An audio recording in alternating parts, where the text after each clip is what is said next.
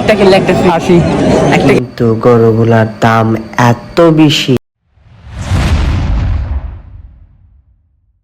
আসসালামু আলাইকুম everyone, welcome to my new blog. আজকে আমরা চলে যাব কুরবানির গরুর হাটে। চলেন যাওয়া যাক। ঢুকে মাত্রই চোখে পড়ল গরু আর মানুষ। মোটামুটি মানুষের ভিড়ই ছিল বলতে গেলে। তারপর ঢুকে অনেকগুলা বড় বড় গরু দেখলাম। যেমন এই সাদা গরুটা দেখতে সুন্দরই ছিল। তারপর অনেকগুলা কালো, তারপর বিভিন্ন ধরনের গরু দেখলাম। কিন্তু গরুগুলার দাম এত বেশি, যে গরুতে হাত দি না কেন সবই লাখের উপর। এত দাম গরুর বলার মতো না।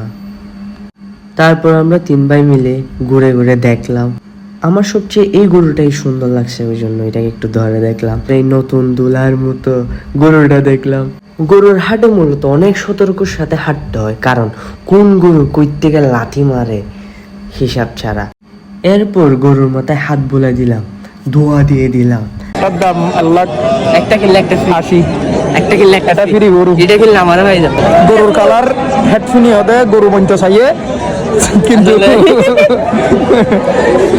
বদ্দা গরু গরু বিক্রি করতেছে বদ্দা। এটা গরু নেওয়ার জন্য আর একটা রসি ধরার জন্য রসি কিনতে এসেছে গরু, আর আমি হইলাম কি দালাল। কোরবানির হাটের গরু ক্রেতা বিক্রেতা তার পাশাপাশি দালাল দেখার পর আজকের এই ব্লগ এইটুকুই। আল্লাহ হাফেজ, ঈদ মুবারক।